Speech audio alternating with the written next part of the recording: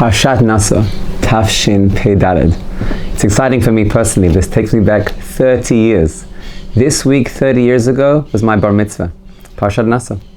And I want to share with you the same Devar Torah that I said 30 years ago at my bar mitzvah. But I will spare you all the thanks and the gratitudes and just get straight down to the Devar Torah, which is in the name of the Kerem Tzvi.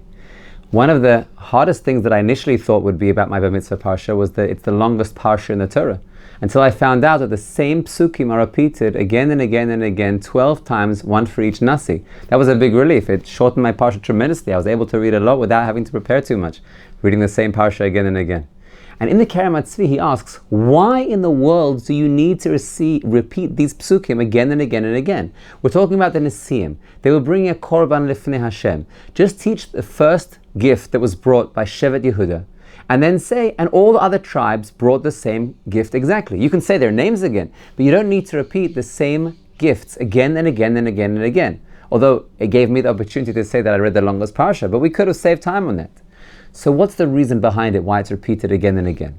And a follow-up question is that Rashi does give an explanation to all the different elements of the gift and what they all represent. The par represents Avram Avinu, the ayil represents Yitzchak Avinu, the keves represents Yaakov Avinu, the seir represents Yosef. So there's definitely an allusion to each one, what it means, what the meaning behind it was. But what's very interesting is that Rashi doesn't give that explanation on the first time that korbanot are mentioned, the gifts are mentioned, by Shevet Yehuda. He only listed on the second time when the gifts are mentioned in Shevet Yisachar. So that's an interesting follow-up question that the Kerem Tzvi asks. Why is it only mentioned, the reasoning behind the gifts, on the second time? And here's the message. In Avodat Hashem, there are actions, external actions, which we all do. We all wear tefillin, we all wear tzitzis, we all learn Torah, and on an external level, it looks like we're all exactly the same, just clones of one another, doing the same mitzvot in the same way. But while it's true that the external element of the mitzvot may be the same, it's the same tefillin that we're putting on with the same parsha inside for generations, but the inner intent of each individual is what makes us unique.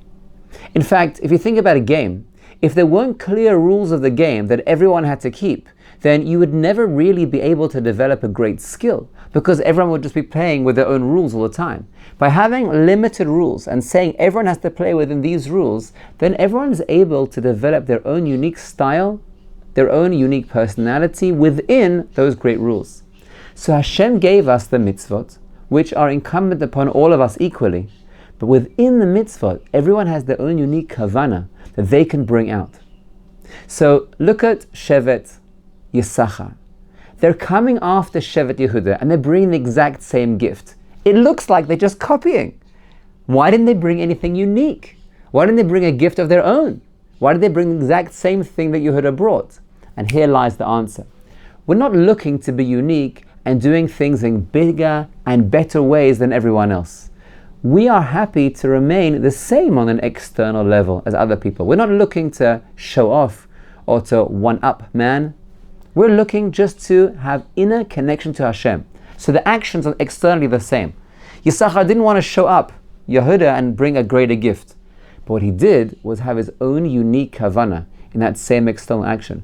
And that's why Rashi doesn't give the interpretation by Yehuda's tribe, the first tribe. He brings it by the second tribe of Yisachar to show you, don't think that Yisachar just brought the same gift that Yehuda did with the same kavana because he was copying him. No. Here's the second one, Yisachar bringing his gift with his own unique kavana. That's why Dafka there is where Rashi mentioned the unique gift. And that's a message for us that goes through all generations. Our goal is to fall in line with the halacha as laid down by the chachamim, by the Torah, and in actions to be pretty similar to everyone else. Exactly the same, following the dictates of the law. But when it comes to our own unique avoda, there everyone is a world in and of their own. Why I'm doing it, where it's coming from, what my intentions are, my connection to HaKadosh Baruch Hu, I have a unique relationship with Hashem. Have a wonderful Shabbos.